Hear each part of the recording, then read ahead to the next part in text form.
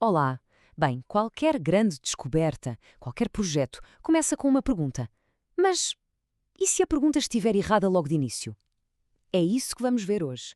Vamos mergulhar na arte de construir a pergunta de partida perfeita, que é, no fundo, o verdadeiro alicerce de uma boa investigação. Vamos ver como transformar uma ideia assim um bocado vaga numa questão que é, uau, brilhante. Para este ficar bem claro, vamos diretos a um exemplo prático. Como os portugueses comemoram a Páscoa?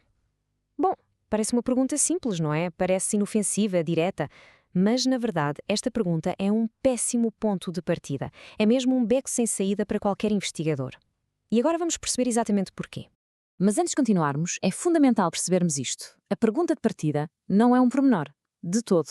Ela é o motor, o fio condutor de tudo o que vem a seguir. É a nossa bússola. É ela que vai orientar cada decisão, cada passo que dermos. Basicamente, é a expressão exata daquilo que estamos a tentar compreender. Então, o que é que distingue uma pergunta poderosa de uma inútil? Bem, tudo se resume a três pilares. Uma boa pergunta tem de ser, antes de mais, clara. Depois tem de ser execuível, ou seja, realista. Temos de conseguir fazê-la. E, finalmente, tem de ser pertinente. Vamos usar estes três critérios como uma espécie de raio-x para analisar a nossa pergunta sobre a Páscoa. Ok, primeiro pilar. A clareza. Uma pergunta clara não pode deixar margem para dúvidas. Mas na nossa, o que é que quer dizer os portugueses? São os 10 milhões? Crianças, adultos, idosos? E comemoram. Estamos a falar de quê exatamente? De ir à missa? Dos almoços de família? Do fular? É tudo demasiado ambíguo. Falta-lhe foco. A seguir, temos a execuibilidade. Isto é o teste da realidade, não é? A investigação tem de ser possível de se fazer no mundo real. E pensem bem, seria realista um investigador, sozinho, estudar as práticas de um país inteiro? Claro que não. Era um pesadelo de logística, de dinheiro, de tempo. A pergunta, pura e simplesmente, não passa no teste da realidade. E, por fim, a pertinência. Este, se calhar, é o ponto mais importante de todos. Uma grande pergunta de investigação não quer só descrever o que as pessoas fazem. Quer ir mais fundo. Quer perceber porquê. Quer compreender os processos sociais que estão por trás do que vemos. A nossa pergunta arrisca-se a gerar apenas uma lista de costumes, sem nos dar qualquer entendimento a sério. Pronto, já percebemos que a pergunta inicial não serve. Está na hora de a reconstruir, de a transformar numa ferramenta a sério, afiada e eficaz. Vamos lá então a este processo de transformação passo a passo. Então, por onde é que começamos? Bom, o primeiro passo, e é quase óbvio, é para resolver os problemas de clareza e de executibilidade. Temos de limitar o nosso universo. Em vez de os portugueses, vamos focar-nos num grupo muito mais específico e num local concreto. E só com isto, o estudo de repente já se torna possível. E aqui está a nossa escolha. Vamos focar a nossa atenção em pessoas com idades entre os 60 e os 75 anos. E vamos situar a nossa investigação no concelho de Braga. Reparem, já não estamos a falar de um país inteiro. Agora temos um grupo e um local bem definidos.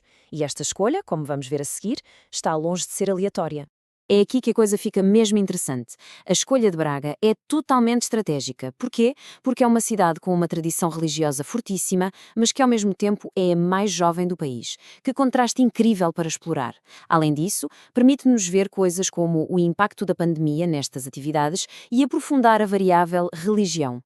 A escolha do local, por si só, já injeta pertinência na investigação. Muito bem, já temos o quem e o onde. Agora falta-nos afinar o quê. Em vez daquele vago como moram, vamos escolher uma dimensão específica para analisar. E tendo em conta o nosso grupo etário e o contexto de Braga, focar na dimensão religiosa das celebrações parece ser o caminho mais rico e mais promissor.